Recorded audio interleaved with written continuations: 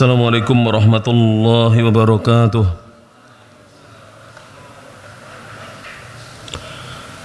Assalamualaikum warahmatullahi wabarakatuh.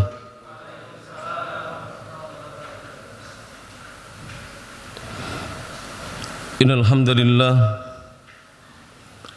nahmaduhu wa nasta'inuhu wa nastaghfiruh wa na'udzu billahi min shururi anfusina wa sayyiati a'malina man yahdihillahu fala mudilla lahu wa man yudlil fala hadiya lahu asyhadu an la ilaha illallah wahdahu la syarika lahu wa asyhadu anna muhammadan abduhu wa rasuluh ya ayyuhalladzina amanu taqullaha haqqa tuqatih wa la tamutunna illa wa antum muslimun ya ayyuhan nasu taqu rabbakumul ladzi khalaqakum min nafsin wahidah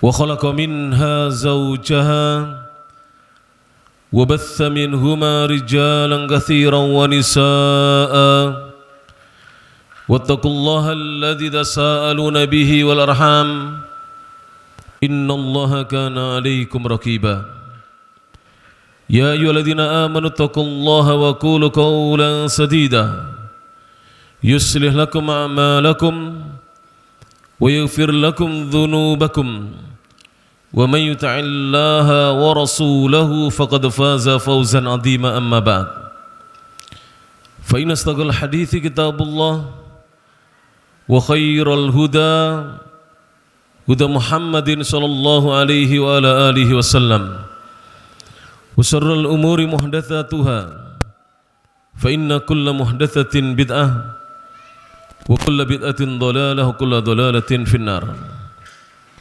Dikurangi sedikit volumenya. Alhamdulillah, segala puji bagi Allah Subhanahu wa taala alladzi bi nikmatihi, yang dengan nikmat dan karunia dari Allah semata tatimmus shalihat, segala kebaikan menjadi sempurna. Kita lanjutkan kembali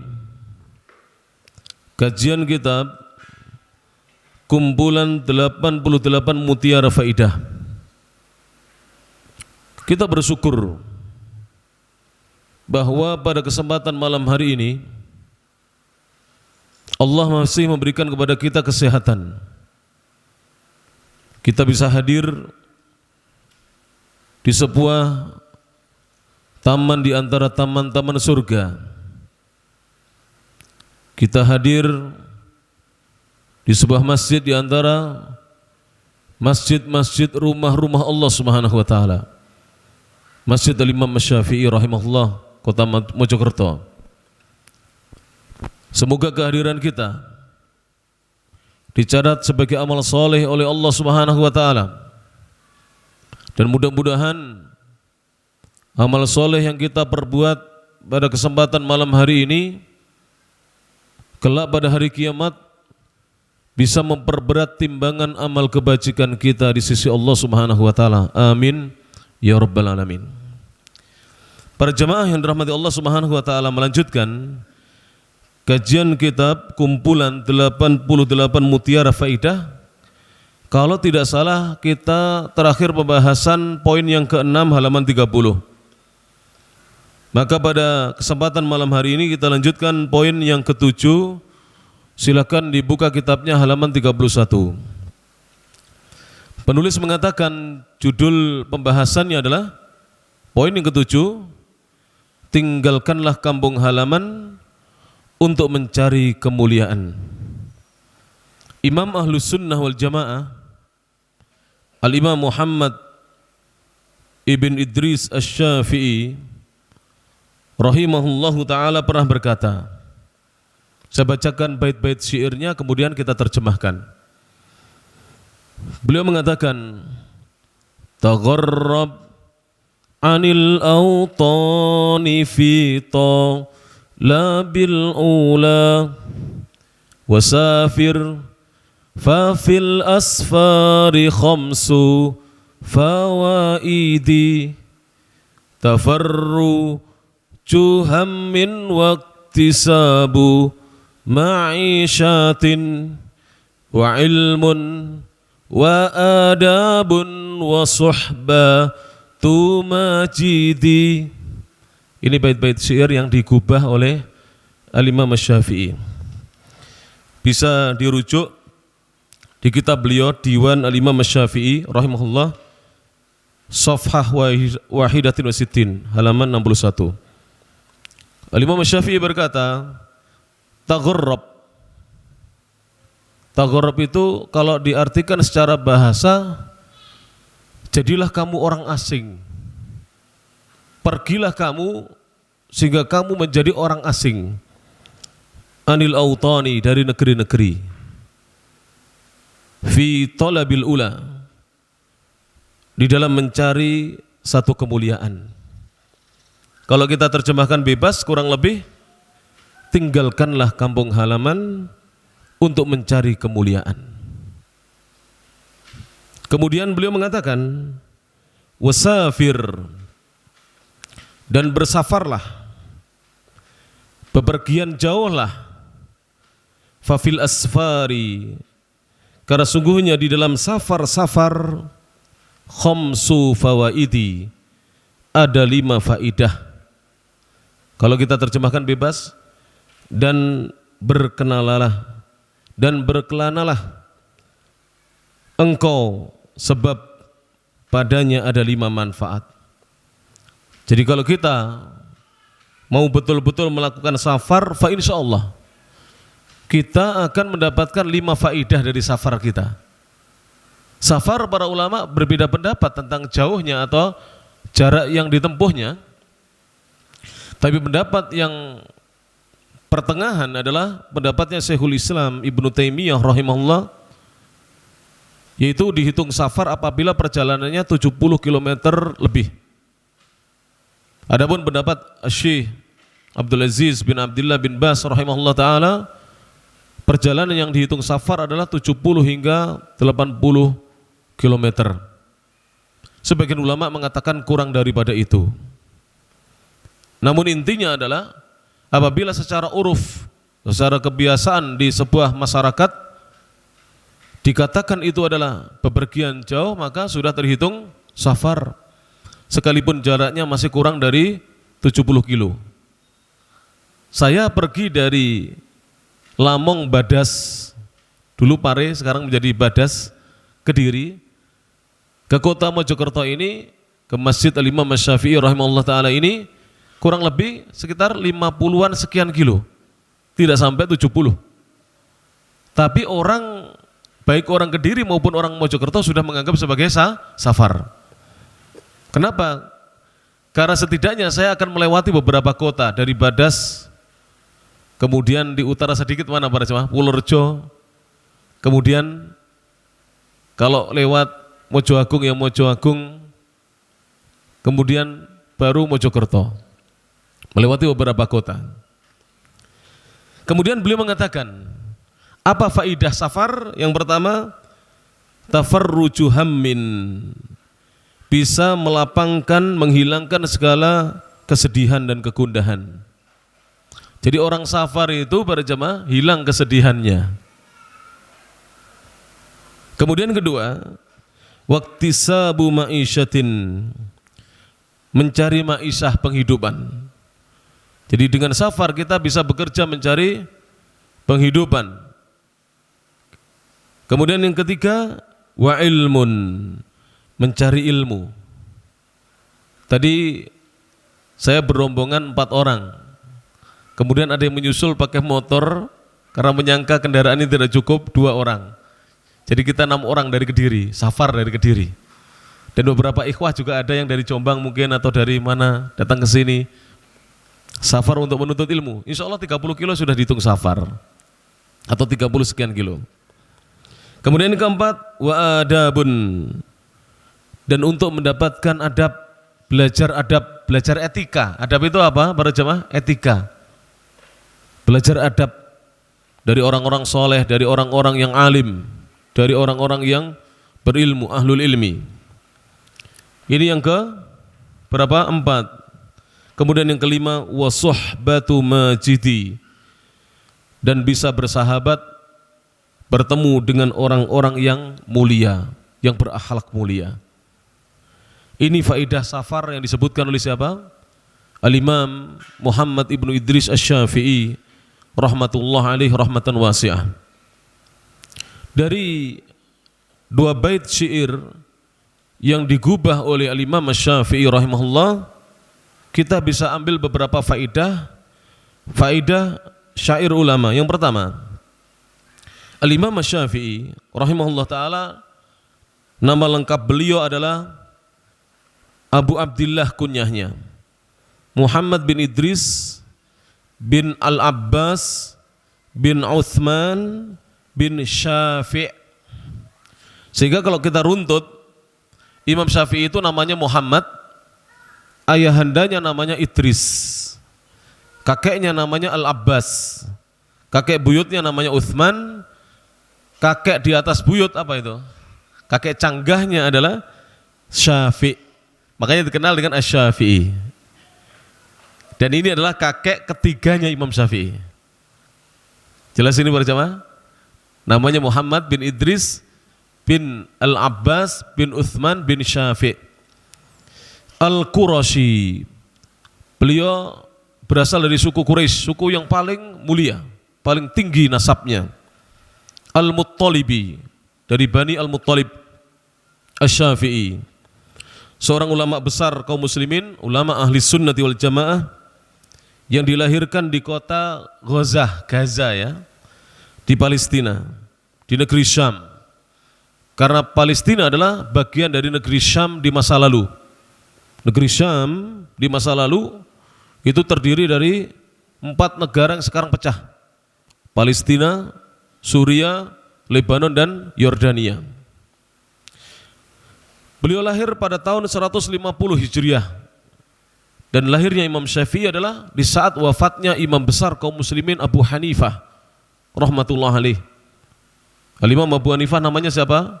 An-Nu'man ibnu Thabit rahmatullah alaih, seorang ulama besar ahlu sunnah, imam madhab, yang lahir pada tahun 80 Hijriah dan wafat di saat lahirnya Imam Syafi'i 150 Hijriah. Dan Al-Imam Syafi'i wafat di negeri Mesir.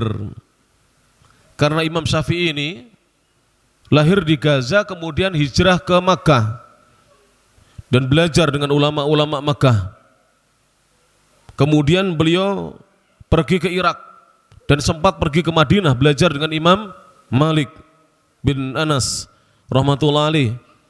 Setelah itu beliau hijrah ke Irak, berpindah ke Irak, kemudian berpindah lagi ke Mesir dan meninggal dunia di daerah Mesir, di negeri Mesir pada tahun 204 Hijriah.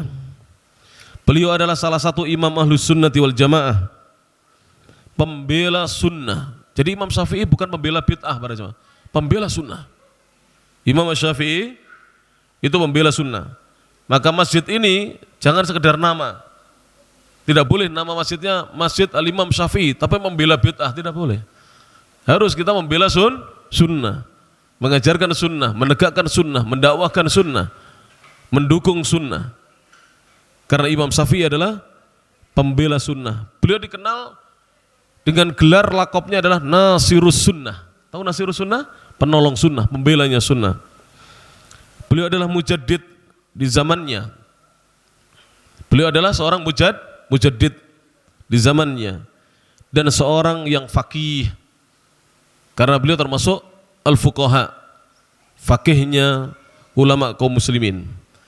Pelajaran atau faidah yang kedua yang bisa didapatkan dari 2 bait syair yang digubah oleh Al-Imam Asy-Syafi'i adalah meninggalkan kampung halaman, meninggalkan desa kelahiran, kota kelahiran, meninggalkan negara tercinta, tanah kelahiran, kemudian berkelana dan bersafar merupakan salah satu sebab untuk mendapatkan kemuliaan dari Allah Subhanahu wa taala. Jadi kalau kita ingin mulia, pergi para jemaah, tinggalkan kampung halaman. Ini bukan berarti Kalau kita hanya di kampung kita tidak akan bisa menjadi mulia, tidak. Tapi pergi dulu, nanti pulang lagi. Pergi dulu para jemaah. Alhamdulillah, saya meninggalkan rumah sejak tahun 94, baru pulang 2017. Pergi meninggalkan rumah. Harus pergi meninggalkan apa? Kampung halaman. Tidak apa-apa. Berapa tahun? 6 tambah 17 berapa para jemaah? 23 tahun. Tinggalkan rumah, belajar, menuntut ilmu untuk kembali ke kampung halaman, berdakwah. Begitu para jemaah, ulama-ulama dahulu untuk mendapatkan kemuliaan. Yang ketiga, maka para ibu dan para bapak jangan mengkhawatirkan putranya yang ingin belajar di pesantren yang jauh dari kotanya. Harusnya antum mendukungnya. Ya, harusnya antum mendukungnya. Apabila ada putra kita yang ingin belajar di tempat yang jauh. Yang ketiga, ada 5 faidah atau 5 manfaat ketika seorang meninggalkan kampung halaman bepergian jauh merantau di negeri orang. Yaitu yang pertama, apa faidah dan manfaatnya? Allah Ta'ala akan hilangkan segala kegundahan dan kesedihan. Jadi apabila seorang gundah, sedih, ya, susah, maka bepergianlah, safar, pergi para jemaah.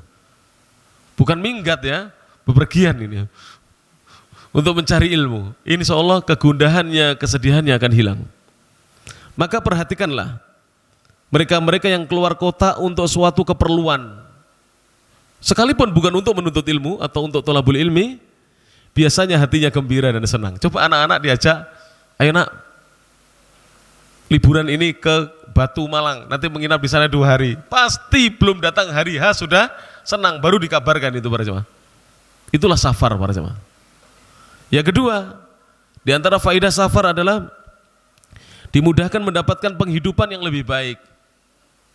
Mengingat banyak orang itu sukses di negeri orang karena tidak malu bekerja di sektor apapun juga. Sebab kadang-kadang kalau kita kerja di kampung halaman kita, malu para jamaah. Jualan kerupuk di kampung halaman sendiri, malu. Mau ditaruh di mana muka ini? Ya tetap di sini. Mau taruh mana lagi ya para jamaah? Mau ditaruh di mana muka ini? Tetap di sini. Kadang-kadang begitu. Coba bapak-bapak, panjenengan belum bisa membaca Al-Quran, belum tahu alif bengkong, belajar di kampung sendiri, malu. Coba pergi agak jauh, sudah hilang rasa malunya. Tidak malu lagi. Ya para jemaah, pergi agak jauh, cari guru yang agak jauh, yang kira-kira tidak kenal daerah situ dengan panjenengan. Kemudian para jemaah yang rahmati Allah Ta'ala, yang ketiga, faidahnya adalah dimudahkan mencari ilmu. Yang terkadang seseorang malu belajar di kampung halamannya. Yang keempat, di negeri orang seseorang bisa belajar adab, bisa belajar etika, dan juga bisa belajar akhlak, budi pekerti yang lebih banyak lagi. Karena kadang-kadang kalau di desa kita, ya itu adab yang kita dapatkan. Kita terkadang tidak mendapatkan adab di desa itu yang dimiliki oleh desa lain, kota lain. Ya para jemaah, masing-masing desa dan kota itu memiliki apa? Adat istiadat yang berbeda-beda. Coba, mohon maaf, kalau antum belum pernah pergi ke Arab, biasanya sering mencablek itu apa? Nyeples pupun, inilah apa? Pantatnya orang, mohon maaf, akramanallah, plok gitu ya. Teman kita, teman akrab. Kalau kita di Indonesia, ini punya kebiasaan loh dengan apa? Pantatnya teman kita ditablek, ya kan? Kalau di Arab, marah besar orang Arab. Jangan sekali-kali megang pantatnya orang Arab. Kalau ingin dicintai orang Arab, pegang jenggotnya, elus-elus jenggotnya. Tapi sebaliknya di sini, coba pegang jenggotnya orang, marah di sini. Adabnya berbeda para jemaah. Etikanya berbeda, tidak sama. Kita belajar dengan begitu. Kita tinggal di sana berbeda, tinggal di sini berbeda, adab dan etikanya. Kemudian yang kelima, di antara faedahnya adalah bisa bersahabat dengan mereka yang dimuliakan oleh Allah Subhanahu wa Ta'ala. Kita akan menemukan orang-orang yang mulia, yang berakhlak mulia. Itulah faedah dari safar. Jadi ini 5 faedah yang disebutkan oleh Al-Imam Asy-Syafi'i, dibaca kembali yang sudah punya kitabnya. Bagi mereka yang mau safar akan mendapatkan 5 keutamaan ini. Kemudian pembahasan yang berikutnya, poin yang berikutnya yang ke-8, ini tentang kisah. Nanti kan kita bacakan kisahnya. Kisah ini saya beri judul buah dari kejujuran. Maka para jamaah mulai dari ini, mulai malam ini dan detik ini, pegang teguh yang namanya as-sidqu, kejujuran. Jadilah orang yang jujur. Karena jujur itu mujur. Mujur itu apa? Beruntung. Bukan sebagaimana yang dikatakan orang awam, jujur itu ajur, tidak. Jujur itu akan beruntung. Dan buah yang akan didapatkan oleh mereka yang jujur itu besar sekali. Di dunia diberikan oleh Allah Ta'ala keutamaan, lebih-lebih di akhirat. Orang yang jujur, itu kejujurannya akan membawanya menuju surganya Allah, jannahnya Allah Subhanahu wa Ta'ala. Rasul memerintahkan atau mewasiatkan kepada kita untuk memegang teguh kejujuran. Apa kata Nabi? Fa inna sidqa yahdi ilal bir. Karena sungguhnya kejujuran itu membawa kepada kebaikan. Wa innal birra yahdi ilal jannah. Dan kebaikan itu mengantar seseorang menuju jannah, surganya Allah Subhanahu wa Ta'ala. Jadilah orang yang jujur. Kita kisahkan kisahnya ya. Saya baca kisahnya, dengarkan saja. Mohon menyimak dengan baik para jamaah. Ketika Al-Hakam bin Hisham bin Abdurrahman Ad-Dakhil berkuasa di Andalusia. Andalusia itu mana? Spanyol. Jadi kaum muslimin pernah memimpin di Spanyol, menjadi penguasa di Spanyol. Selama kurang lebih 7 sampai 8 abad lamanya.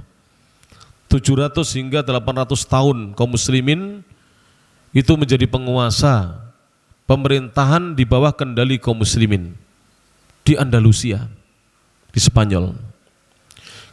Dan ketika itu di pemerintahannya Al-Hakam bin Hisham, intinya amirnya waktu itu, gubernurnya adalah Al-Hakam. Ia condong, kebetulan gubernur ini, amir ini, condong kepada orang-orang yang fasik. Fasik itu yang suka meninggalkan perintah dan melanggar larangan Allah Subhanahu wa Ta'ala. Dan ia suka melakukan dosa-dosa besar. Bahkan suka berbuat berbagai macam kemungkaran. Jadi gubernurnya ini suka berbuat dosa besar. Singkat cerita, kemudian para fuqaha atau ahli fikih bergerak, bahkan sebagian ingin memberontaknya, ingin memberontaknya. Dan memberontak itu dalam Islam tidak boleh, nanti akan saya jelaskan di akhir kisah ini. Sebagian ingin memberontaknya, ingin melengsarkannya, karena pemimpinnya fasik dan suka bergaul dengan orang-orang yang fasik. Maka terjadilah apa yang terjadi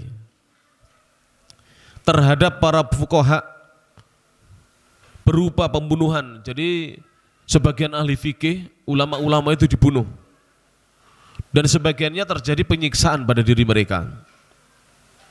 Namun Allah menghendaki sebagian dari mereka ahli fikih ini, ahli agama ini selamat. Dan sebagian dari mereka ada yang berhasil menyelamatkan diri atau lari. Di antara salah satu ulama yang sempat diburu oleh pedang raja adalah Al-Imam Al-Faqih Talut bin Abdul Jabbar, muridnya Imam Malik rahimahullahu ta'ala. Jadi ada satu ulama yang sempat selamat, padahal sudah sempat diburu dan hampir saja dihabisi, dibunuh. Yaitu Al-Imam Al-Faqih Talut bin Abdul Jabbar rahimahullahu ta'ala. Dan Talut ini salah satu dari murid kesayangannya Al-Imam Malik, imam besar kota Madinah di masa lalu rahimahullah. Dia ini termasuk pembesarnya fuqaha. Jadi ulama besar ini para jemaah, kibar ulama yang menghindar dari kebengisan Al-Hakam. Dia berusaha menghindar, kemudian bersembunyi di sebuah rumah tetangganya, yang kebetulan tetangganya itu orang Yahudi. Jadi tetangganya itu Yahudi, perhatikan ini, Yahudi para jemaah, bukan Muslim. Dan dia bersembunyi di rumah Yahudi ini, si Yahudi ini selama setahun penuh. Kemudian orang Yahudi itu setiap harinya melayani, bahkan sangat memuliakan Imam Tolut. Setelah setahun berlalu, di dalam persembunyian beliau ini, beliau kemudian ingin berpamitan kepada si Yahudi dan ingin berterima kasih atas kebaikan si Yahudi itu. Ia berkata kepada Yahudi itu, aku sudah bertekad berazam untuk besok aku akan keluar dan aku akan pergi menemui Menteri Abul Bassam. Jadi gubernur ini atau pemimpin Andalusia ini namanya Al-Hakam, punya menteri namanya siapa? Abul Bassam panggilannya. Beliau memberikan alasan kenapa menemui Menteri Abul Bassam. Sungguh, dia pernah belajar Al-Quran kepadaku. Jadi menteri ini pernah belajar Al-Quran kepada Imam Tolut. Dan aku pernah mengajarkan ilmu kepadanya. Sehingga aku ini punya hak disebabkan mengajar dan hak bermuamalah. Dan kebetulan dia punya jabatan di pemerintahan Al-Hakam sebagai menterinya. Atau tepatnya pembantu gubernurnya. Semoga dia bisa menolongku. Ini kata Imam Tolut kepada si Yahudi yang dipamitinya. Semoga dia bisa menolongku di sisi Al-Hakam.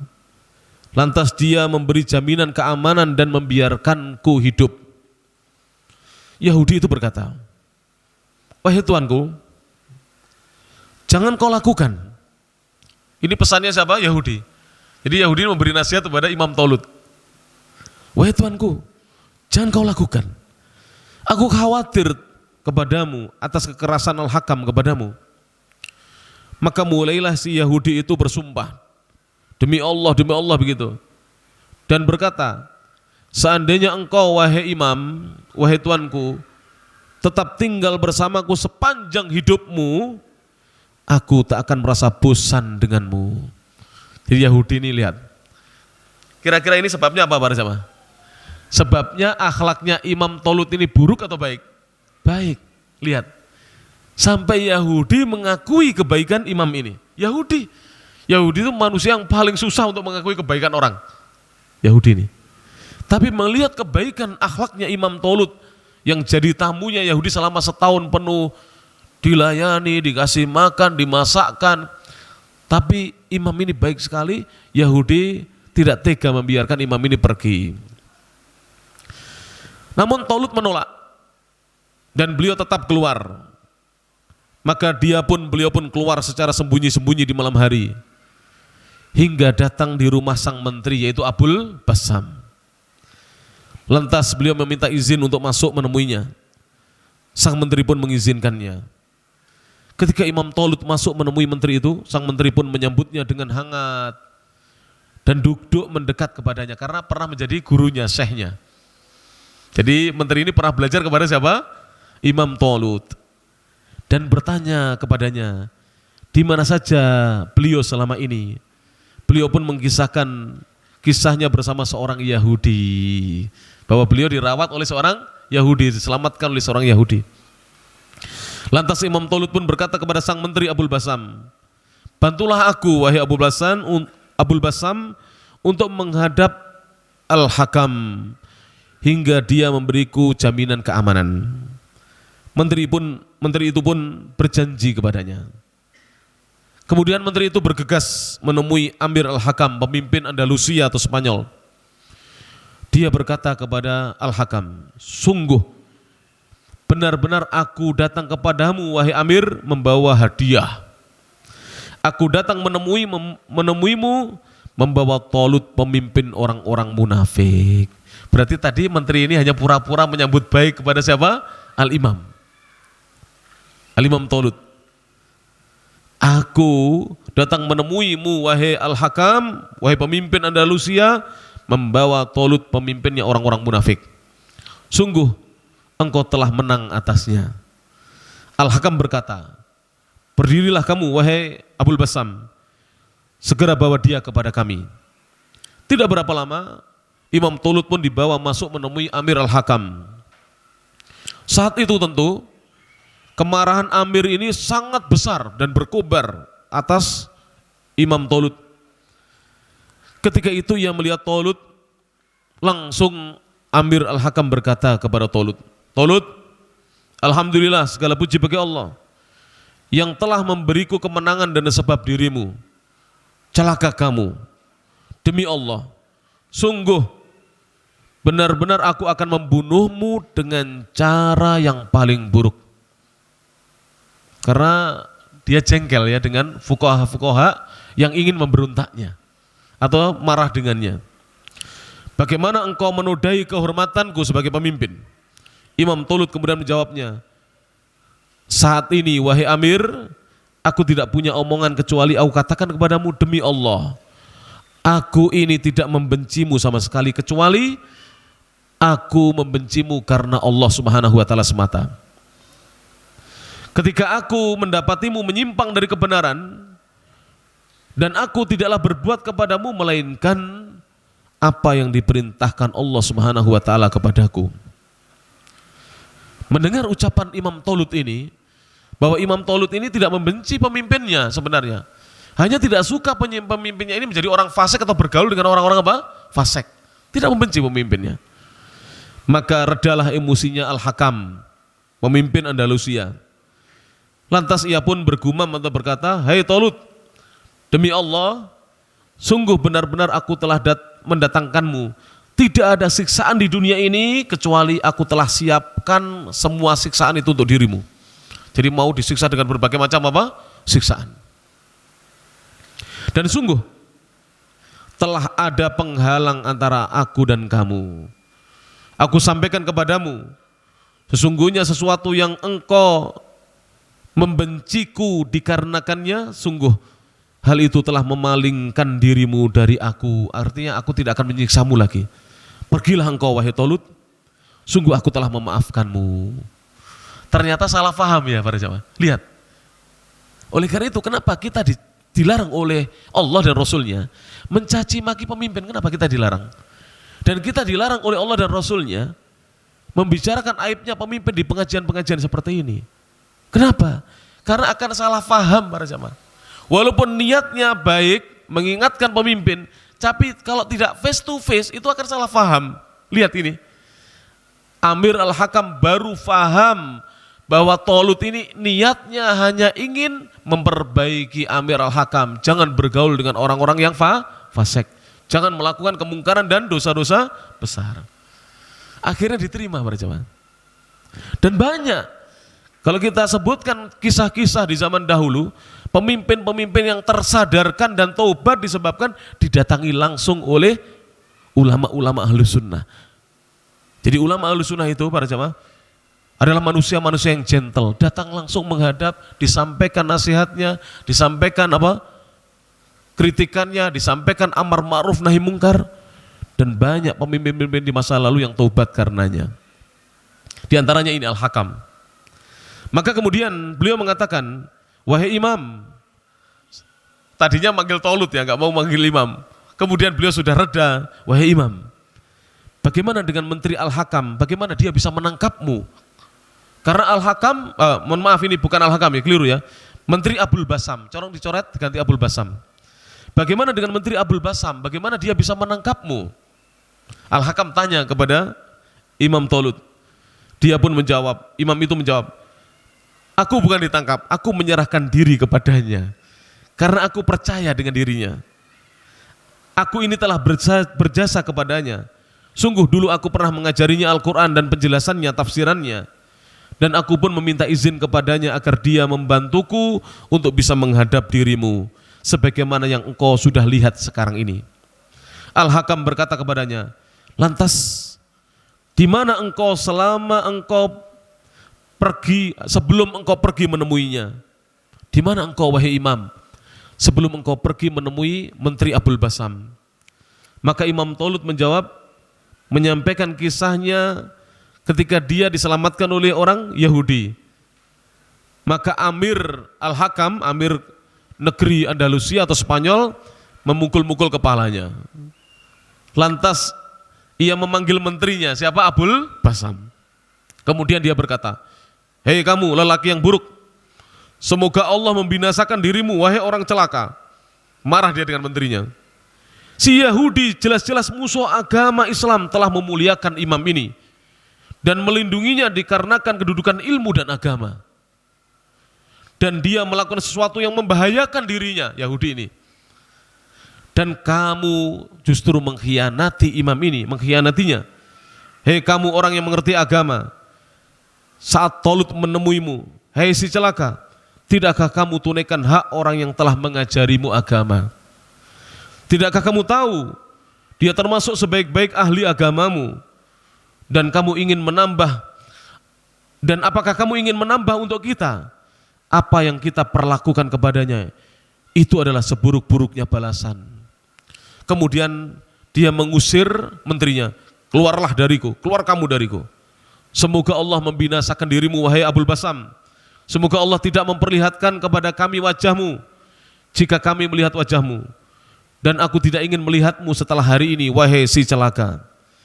Kemudian menteri itu pun diusir dari kementerian, jadi diberhentikan ya, dipecat dari kementerian dan disempitkan rezekinya, tidak diberi pensiun, disempitkan rezekinya. Setelah berlalu bertahun-tahun, beberapa tahun berlalu, orang-orang menemukan menteri si munafik ini, pembohong ini, hidup miskin dan terhina lagi menderita. Orang-orang bertanya kepada menteri Abul Basam, ada apa denganmu wahai Abul Basam? Apa yang telah menimpa dirimu? Dia menjawab, doa al-faqih, doanya orang yang sangat berilmu, yaitu Talut, atas diriku telah dikabulkan oleh Allah Subhanahu wa taala. Hati-hati. Doanya ulama itu hati-hati para jemaah. Hati-hati dengan doanya siapa? Ulama, didengar oleh Allah Subhanahu wa taala. Menteri ini terkena efek negatif dari doanya siapa? Al-Imam Talut. Al-Hakam kemudian menulis surat kepada si Yahudi tentang jizyah, upeti atas miliknya. Artinya Yahudi itu oleh Al-Hakam dibebaskan dari upeti, tidak usah bayar jizyah. Dan ia pun semakin berbuat baik kepada si Yahudi. Jadi gubernur atau pemimpin Andalusia ini berbuat baik terus pada Yahudi. Tatkala si Yahudi melihat itu semua, maka ia pun lantas masuk Islam. Masya Allah. Yahudi itu masuk Islam. Lihat, kebaikan ulama itu yang dilihat oleh Yahudi, kemudian juga kebaikan pemimpin Islam. Yang pemimpin ini menjadi baik karena kebaikan ulama itu. Akhirnya pemimpinnya sadar, Yahudinya bukan dihukum, malah dia apa? Dibebaskan dari upeti atau jizyah. Bahkan kemudian Yahudi itu diberi hidayah Allah untuk memeluk agama Islam. Sedangkan Imam Talut kemudian diperlakukan baik oleh Amir hingga wafat. Oleh karena itu Andalusia terkenal madhabnya itu Maliki. Ya, terkenal madhabnya Maliki di sana. Jadi mengikuti madhabnya Imam Malik bin Anas, Imam Daril Hijrah, Imam Kota Madinah. Bahkan Al-Hakam pun menghadiri jenazahnya Imam Talut, serta dia sering memuji-muji kejujuran dan keikhlasannya. Jadi keikhlasan dan kejujuran imam ini dipuji. Dia tidak berbohong ya. Dia ini menyerahkan diri, dia ini ditolong oleh Yahudi, tidak bohong. Dikatakan apa adanya, akhirnya membuat pemimpin itu menjadi sadar. Bahkan kemudian dia dibebaskan dari hukuman. Ini bisa dilihat dalam kitab Siyar A'lam An-Nubala karya Al-Imam Adz-Dzahabi di jilid yang ke-8 halaman 254, dan ini dialih bahasakan oleh Gus Yus, yaitu saya sendiri. Faidah kisah, ada faidah yang dari kisah ini para jamaah. Yang pertama, jauhilah fitnah diantaranya adalah apa? Fitnah diantaranya adalah membicarakan keburukan pemimpin. Ini tadi belum memberontak tapi ingin apa? Memberontak. Pemimpin sudah langsung berkobar kemarahannya para jamaah. Oleh karena itu jauhi fitnah. Umat Islam itu umat yang jauh dari fitnah, tidak mau membuat fitnah, tidak mau membuat kekacauan para jamaah. Ini umat Islam. Maka kita jangan ikut-ikut ajaran-ajaran yang menyimpang para jamaah. Ajaran-ajaran yang mengajak untuk mengebom sana, mengebom sini, mencaci sana, mencaci sini, jangan. Tinggalkan itu semuanya para jamaah. Al-amru bil ma'ruf wan nahyu anil munkar, itu ada kaidah-kaidah, ada aturan-aturannya. menyuruh manusia berbuat ma'ruf, mencegah manusia dari kemungkaran itu tidak serampangan, ada kaidah-kaidahnya, ada aturan-aturannya. Saya yakin ulama-ulama ar-rabbaniyun, ulama-ulama Ahlus Sunnah wal Jamaah, para ustadz kita, para kiai kita yang faham agama, yakin mereka itu kesehariannya itu menyampaikan agama. Kalau tidak menyampaikan perintah, pasti menyampaikan apa? Larangan. Ini halal, ini haram. Ini wajib, ini haram, ini mungkar. Dijelaskan para jamaah. Tidak ada yang tidak menjelaskan. Oleh karena itu para jamaah hendaknya kita berhati-hati dari segala macam fitnah. Terkhusus membicarakan keburukan pemimpin tidak ada faedahnya. Yang kedua, menasihati pemimpin secara diam-diam adalah manhaj. Manhaj itu apa? Metode beragamanya ulama-ulama Ahlus Sunnah wal Jamaah. Adapun ahlul bid'ah, maka manhaj, metode beragama mereka adalah mengumbar aibnya pemimpin kaum muslimin. Ini metodenya siapa? Ahlul bid'ah. Jangan marah loh ya dengan saya. Ini yang mengatakan ulama, saya hanya menerjemahkan saja. Jadi kalau ada orang sukanya mengumbar aibnya pemimpin, maka dia mengikuti metode manhajnya ahlul bid'ah. Tidak ada yang lain. Yang ketiga para jemaah, doanya seorang hamba yang terdolimi itu didengar dan dikabulkan oleh Allah Ta'ala. Maka jangan mendolimi manusia, karena doanya didengar dan dikabulkan oleh Allah Subhanahu Wa Ta'ala. Yang keempat, kesudahan yang baik hanya untuk orang-orang yang bertakwa. Wal aqibatu lit taqwa. Kesudahan yang baik adalah untuk mereka-mereka yang bertakwa. Yang kelima, pada suatu hari kelak Allah pasti akan membalas pelaku kedoliman, cepat atau lambat. Oleh karena itu jauhi kedoliman para jemaah. Karena kedoliman itu ada efeknya, ada pembalasannya dari Allah Subhanahu Wa Ta'ala, ada balasannya baik di dunia maupun di akhirat. Yang keenam, melakukan tindak pemberontakan sekalipun memberontak terhadap pemimpin yang fasik itu menyelisih ajaran agama dan merusak dunia. Jadi pemberontakan itu tidak ada baiknya para jemaah. Menyelisih ajaran agama Islam dan merusak dunia. Hancur para jemaah. Bangunan-bangunan hancur, semua hancur, darah tertumpah, kaum muslimin banyak yang meninggal disebabkan pemberontakan-pemberontakan yang ada. Maka kaum muslimin ini dilarang oleh Nabi SAW untuk meneriakkan kata-kata revolusi, reformasi, pemberontakan, tidak mau taat kepada pemerintah. Ini semuanya dilarang dalam Islam. Karena ini bukan manhajnya Rasulullah SAW. Yang terakhir dalam kesempatan malam hari ini, poin yang ke-9 adalah berjudul anjuran membeli kitab dan mencatat ilmu para jemaah. Mari kita biasakan atau kita sisihkan ya. Kita sisihkan sebagian rezeki kita untuk membeli kitab. Yang di rumah belum ada kitab, mulai punya rezeki besok kalau kita menerima bayaran gaji ya, atau kita dapat keuntungan dari bisnis kita, sisihkan untuk membeli kitab para jemaah. Apa yang didahulukan? Yang didahulukan adalah Al-Quran terjemahan dulu, kemudian Al-Quran dengan tafsirnya, baru kemudian dahulukan hadis-hadis Sahih Bukhari, Sahih Muslim ya, dan seterusnya, dan kitab-kitab para ulama. Jika belum mampu membaca kitab gundul atau Arab, maka belilah buku-buku terjemahan. Kumpulkan para jemaah di rumah, dibaca-baca, sediakan rak khusus untuk tempat buku-buku agama kita. Minimal seperti ini loh para jemaah, bagus ini. Pesan rak begini gak mahal saya rasa ini. Paling 2 juta gak sampai, itu 1 juta sudah dapat rak-rak seperti itu. Sediakan di rumah-rumah ya. Setidaknya kita punya 1 rak. Jangan sampai orang Islam para jemaah, ya Allah, tidak punya kitab di rumahnya. Jangan sampai. Motornya ada 3, sepedanya ada 2, mobilnya ada 1, lemari esnya ada 1, TV-nya 2, di kamar ada, di ruang tamu ada, kitab tidak ada. Jangan sampai. Ini memprihatinkan para jemaah. Imam Ibnu Abdul Bar rahimahullah ta'ala berkata, kata Imam Ibnu Abdul Bar, kata Mu'tamir Ibnu Sulaiman rahimahullah, suatu hari Imam Mu'tamir bin Sulaiman rahimahullah pernah menulis Apa yang ditulis oleh beliau? Singkat, tulisannya singkat. Tulisan ini ditujukan kepada putra-putrinya, kepada anaknya. Ya bunayya, kata Imam Mu'tamir, wahai putraku yang kucintai, yang kusayangi. Istaril kutub, belilah olehmu kitab-kitab. Wahai anakku yang kucintai, belilah kitab-kitab. Waktu bil ilm, dan tulislah ilmu. Belilah kitab dan tulislah apa? Ilmu. Fa innal ilma yabqa. Artinya apa? Kalau tidak beli kitab ya minimal menulis apa? Ilmu. Beli buku catatan kemudian menulis. Saya punya jamaah berjamaah sampai lupa namanya saya. Usianya di atas 80-an lah kurang lebih. Kalau duduk mesti di depan saya di sini.